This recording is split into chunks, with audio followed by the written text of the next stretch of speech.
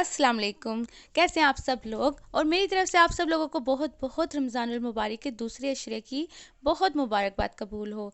तो ये जो वीडियो है ये मेरी जुमेरात के रोज़े की वीडियो है और ये सहरी टाइम है। और सहरी में मैं ज़्यादातर जो आटा है वो रात को 12 बजे या 1 बजे गूंथती हूँ। उसकी ख़ास वजह ये होती है कि सहरी के जो पराठे और रोटियाँ पकती हैं वो नरम और अच्छी पकती हैं, और फ्रेश आटे की बात ही कुछ और होती है। और फ्रिज में रखा हुआ अगर 24 घंटे का 12 घंटे का आटा हो तो इतनी अच्छी उसकी जो रोटी है उसका जायका इतना अच्छा नहीं होता। तो मैं ज़्यादातर यही करती हूँ कि मैं 12 बजे या 1 बजे सहरी से 1-2 घंटे पहले मैं आटा गूंद के रख देती हूँ।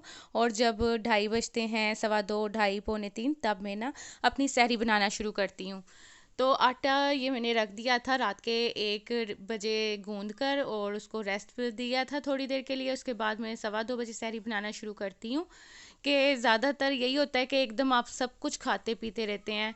एकदम आपने पराठे खाए, अंडे खाए, सालन खाया, साथ आपने फिर दही भी खाना होता है। और दही भी ख़ास तरीके से खाने का रवैया है मेरे घर में कि ख़ास तरीके से खाया जाता है। और उसके बाद फिर लस्सी भी पीनी है, उसके बाद फिर दूध का 1 ग्लास या 1 कप ज़रूर इनटेक करना है। तो ये सब चीज़ें आप 10-15 मिनट में नहीं कर सकते, इसलिए मैं सहरी की जो रोटियां और पराठे होते हैं वो 2:15 बजे पकाना शुरू कर देती हूँ। तो जनाब ये जो मैं बना रही हूँ ये चकोर पराठा है, और ये मेरी फैमिली का मोस्ट फेवरेट है पराठा। और लेयर्स में जो पराठा बनता है बल वाला, वो मुझे इतना अच्छा नहीं लगता। वो ज़्यादा एक दूसरे के साथ लेयर्स उसकी ना बॉन्ड हो जाती हैं। वो फ्लफ़ी पराठा नहीं बनता। और ये चकोर पराठा है ये फूल जाता है, फ्लफ़ी सा बनता है, क्रिस्पी। मुझे क्रिस्पी पराठा बहुत पसंद है, बट मेरे हस्बैंड को क्रिस्पी पराठा बिल्कुल भी पसंद नहीं है। वो कहते हैं कि कम सेको और मैं ज़्यादा सेक देती हूँ। तो जो सेके वाले सेक वाले पराठे होते हैं तो वो मैं ज़्यादातर अपने बच्चों के लिए बनाती हूँ, और उनके लिए लाइट हल्का सा गोल्डन सा पराठा इस तरह बनाती हूँ। तो जनाब मैंने ये 4 पेड़े किए हुए हैं, उसके बाद मैंने 4 पराठे बनाने हैं, 4 अंडे तलने हैं, और उसके बाद फिर मैंने साथ अपनी चाय भी रखी है। और आप लोग मुझे कमेंट्स में ज़रूर बताइएगा कि आप लोग कौन सा पराठा खाना पसंद करते हैं। और मुझे यकीन है इस बात का कि आप सब लोगों को बहुत अच्छा पराठा, मुझसे ज़्यादा अच्छा पराठा पकाना आता होगा। ये तो अपने अपने तजर्बे और अपने अपने घर की रूटीन और अपनी अपनी पसंद की बात होती है। तो मैं ये जो पेड़े हैं ये पहले गोल पेड़े बनाकर साइड पर रख लेती हूँ। वो थोड़ा टाइम ले लेते हैं, जब तक मैं पेड़े बना लेती हूँ तवा भी मैं गर्म करने रख देती हूँ। उसके बाद मैं जो पेड़े हैं चकोर शक्ल के वो बनाकर रख देती हूँ, ताकि वो थोड़े से ना रेस्ट कर लें, ढल जाएं और आराम से भी लें। ये जो आटा है ये थोड़ा सा स्ट्रेचेबल सा आटा है। और जो मेरे घर में आटा आता है तो वो चक्की का आटा होता है, और मुझे चक्की का आटा बहुत ज़्यादा पसंद है। जो चक्की का आटा होता है उसमें हर चीज़ उसमें शामिल होती है, और वो रबड़ की तरह भी नहीं होता। ये थोड़ा सा रबड़ी सा आटा है। तो ये अल्हम्दुलिल्लाह ख़त्म हो चुका है। अब मैं चक्की का आटा लेकर आई हूँ, तो उसको तो रेस्ट की ज़रूरत नहीं होती, उसको आप जैसे मर्ज़ी मोल्ड कर लें, वो उसी शक्ल में जाता है जैसे आप चाहेंगे।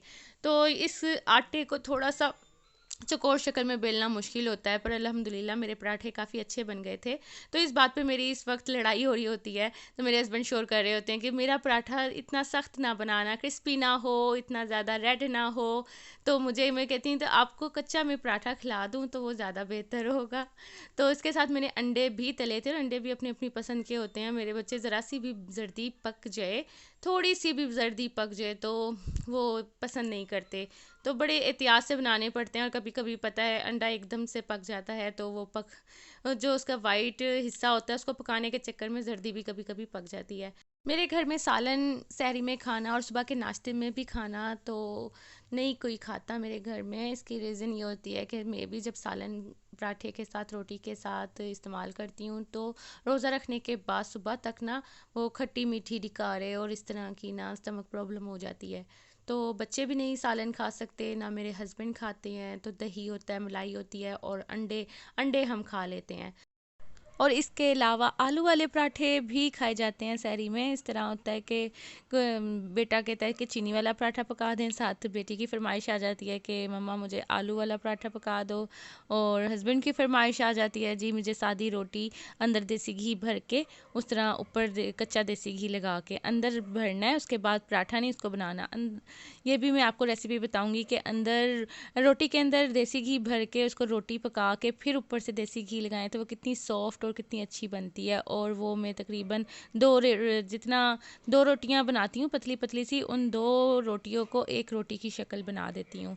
तो ये अंडा बन रहा है, तो इसमें जो सफ़ेदी है उसको पकाने के चक्करों में ना बस मुझे थोड़ा-सा होता है कि पक जाए, पर बच्चे कहते हैं कि ये तो बिल्कुल ही कच्ची होनी चाहिए, सफ़ेदी नहीं ज़र्दी कच्ची होनी चाहिए। और जो मैं अपना अंडा बनाऊँगी तो वो आप देखिएगा कि मेरा अंडा थोड़ा स्पाइसी सा होगा। तो अपनी-अपनी पसंद होती है सबकी कि कोई कच्ची ज़र्दी खाना पसंद करता है, कोई पक्की ज़र्दी खाना पसंद करता है। जब बच्चे खा रहे होते हैं तो मेरा दिल करता है मैं भी खाऊँ, और जब मैं तल रही होती हूँ तो तब मेरा देखकर ही दिल ख़राब हो रहा होता है। तो आप ज़रूर बताइएगा कि आपको हाफ़ फ्राई अंडा पसंद है या फुल फ्राई पसंद है। और ये मैं चिमटे से ही निकालती हूँ, क्योंकि जो चावलों वाला चम्मच होता है ना, तो उससे अंडा निकालें ना तो उसमें सारा ऑयल, उसकी जो ग्रिप बनी हुई होती है अंदर गहरी सी प्लेट की तरह की होती है, तो सारा ऑयल उसी में ही आ जाता है ना। तो मैं चिमटा और चम्मच की मदद से निकाल लेती हूँ। ऊपर से जल्दी जल्दी का टाइम होता है, मेरे हस्बैंड शोर कर रहे होते हैं कि इतना टाइम हो गया है, अब ले भी आएँ, अभी चाय भी पीनी है, उसके बाद फिर जनाब और भी कुछ होता है इसमें कि आपने चाय पीनी है, फिर उसके बाद आपने लस्सी पीनी है। तो इसमें थोड़ा-थोड़ा सा वक़फ़ा देना चाहिए, और वो कहते हैं कि वक़फ़ा देना ज़रूरी है। एकदम से खा लेते हैं तो पेट भारी हो जाता है, फिर नमाज़ भी नहीं पढ़ी जाती, और फिर इतना भरा हुआ पेट लेकर बिस्तर पे भी नहीं जाया जा सकता। ये दूसरा अंडा तला जा रहा है, उसके साथ ही अब ये जब मैंने अंडा तोड़ा था ना, तो साथ इसके छिलके भी चले गए थे, और ज़रा सा भी छिलका आ जाए ना अंडे का, उफ़! मैं तो कहती हूँ कि अंडे से ही इंसान को नफ़रत हो जाती है, क्रिच क्रिच होती है दांतों के साथ ना। अच्छा, ये मेरा अंडा तल रहा है, इसमें इसमें ना मैंने थोड़ी सी नमक स्प्रिंकल किया, उसके बाद ये लाल पिसी हुई मिर्च की है, इसको अब मैं ना घी डालकर इसको फ्राई कर लूँगी। ये बहुत ज़्यादा टेस्टी होता है, पर इस पे ना कब्ज़ा हो चुका था जब मैंने तल लिया। उसके बाद फिर मेरे बेटे ने कहा कि मुझे दे दे, उसका दिल आ गया, ये इतना अच्छा लग रहा था। और इस वक्त मेरा बेटा मेरे साथ ही खड़ा हुआ है, तो उसको शायद तलते हुए ही इतना ये यमी लग रहा था, तो जैसे ही दस्तरखान पर बैठे तो कहता है मम्मा ये मैं खा लूँ, तो मैंने कहा बेटा खा लो, खैर ही है। तो ये था सहरी की सारी रूटीन, और ये लास्ट वाला एग फ्राई हो चुका है। इसके साथ ही सहरी करने दस्तरखान पर बैठ जाएंगे और सब एक साथ सहरी करेंगे, और अच्छी खुशगवार सी बातें होंगी। जब बच्चे थोड़े से बड़े हो जाते हैं ना, तो वो इस माहौल को एंजॉय करते हैं।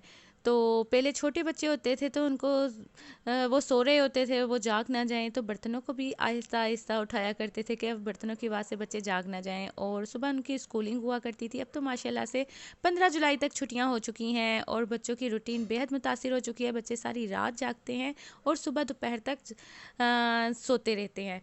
तो ये साथ दस्तरखान है, और इस पर मलाई भी रखी है। मलाई के साथ ये दही, कभी दही होता है कभी मलाई होती है। तो आजकल जैसे ही रमज़ान का लॉकडाउन भी है, रमज़ान में तो दही मिलना बहुत मुश्किल होता है, और जब लेने जाओ तो वो काफ़ी टाइम हो चुका होता है, 4 बजे दुकानें बंद हो जाती हैं। तो मेरा ख्याल है 1-2 बजे तक दही ख़त्म हो जाता है। अब मैंने 2 दिन से ऐसा किया है कि मैं घर पर दही जमाने लगी हूँ, ताकि वो मसला ही ना रहे।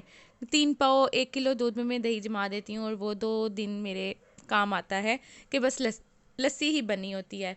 तो यहाँ पर देखें कि ये अंडे पर कब्ज़ा हो चुका है, और मैंने बड़े मज़े से दे दिया। मैंने कहा लो, दरिया दिल बनकर कहा लो मेरी जान, अपने बेटे को आप खा लो। तो फिर मुझे वो सादा सा जो जिस पे खाली नमक होता है, वो सिर्फ ब्रेड के साथ अच्छा लगता है।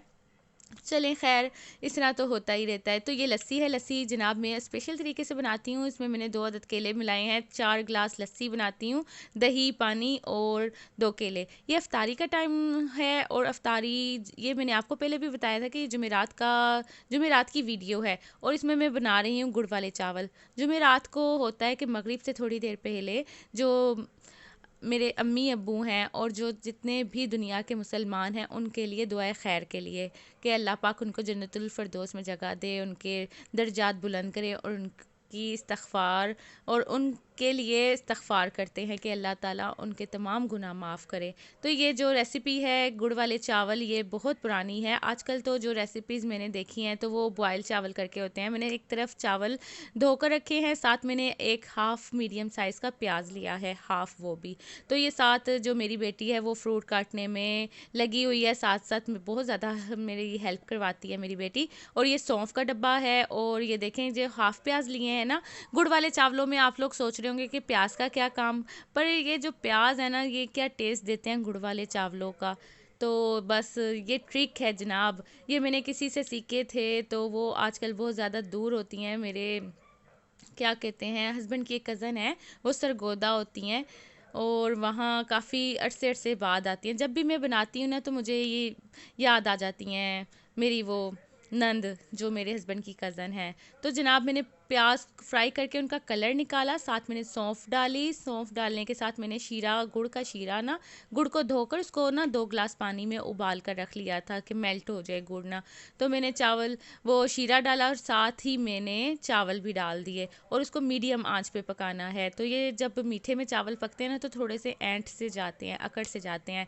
तो अब मैं इनको हल्की आंच पे ये पकाती रहूँगी थोड़ी देर के लिए, और मैंने थोड़ा पानी इसलिए ज़्यादा लिया है कि जितने पकेंगे उतने ही सॉफ्ट होंगे। उसके साथ ये प्लेट तैयार की है जो दुआ करवानी है, और ये अ, जिसके भी मुकद्दर में हो, अपने हमसाए को या फिर अपने किसी ऐसे ज़रूरतमंद बहन भाइयों को दे दें। ज़्यादातर अपने नज़दीक के लोगों को देखें, और जब नज़दीक में ऐसा ज़रूरतमंद ना हो तो थोड़े मोहल्लेदारों को देखें, मोहल्लेदारों में ना हो तो अपने कहीं अगली गली के, उससे अगली गली के, इस तरह के लोगों को नज़र में रखा करें कि जो ज़रूरतमंद हो आप उन्हीं के घर ये भिजवाएं। सबसे पहले तो पड़ोसी का हक होता है। तो ये चावल थोड़े से पानी खुश्क हो गया इसका, और मैंने इसको दम ये किया जी, मैंने इसको दम लगाने के लिए लेडीज़ का दिया, तो मुझे हुआ कि मैं जल्दी जल्दी में ना इसे छोटी वाली पतीली का लिड उठा करके ले आई। अभी जो ये पतीलियों का सेट है, ये मैंने एक चैनल है मूसा मॉम यूएसए, उनकी वीडियो में मैंने देखा है ये सेट। तो ये देखकर मुझे इतना अच्छा लगा। उनका हो सकता है कि इससे अच्छी वैरायटी में हो, पर उनका कलर भी ब्लैक था, और इसी तरह के उनके ये पतीलियाँ थी नॉन स्टिक की, पूरा सेट था उनके किचन में। और उनके किचन से मैं बेहद मुतासिर हूँ, इंस्पायर्ड होकर लिया है मैंने ये सेट पूरा। तो जो मूसा मॉम यूएसए हैं कि उन्होंने अपना किचन इतना ऑर्गेनाइज रखा हुआ है, ईच एंड एवरीथिंग क्लीन। वो एक हाउस वाइफ तो नहीं है, जॉब करती हैं, पर उन्होंने जो अपना किचन रखा है उनसे मुतासिर होकर के अब मैंने अपने किचन को भी उतना ही ऑर्गेनाइज्ड रखना शुरू कर दिया है। कोशिश तो है कि उनकी तरह रखूं, मूसा मॉम यूएसए की तरह, पर उनकी तरह मैं कामयाब नहीं हो सक रही। अब देखें कहाँ तक मैं पहुंची, ये तो आप लोग ही बताएंगे कि उनका किचन ऑर्गेनाइज्ड है या मेरा। और मुझे लगता है कि अभी मैं उनकी कॉपी कर रही हूँ, तो I am sorry Musa mom कि मैं आपकी कॉपी कर रही हूँ। तो यहाँ पर ट्रे भी तैयार हो चुकी है जो मेरा बेटा के ही दे आएगा किसी के घर। तो मुझे इजाज़त दीजिए, दुआओं में याद रखिए, मैं भी आपको दुआओं में याद रखूँगी। अल्लाह हाफ़िज़।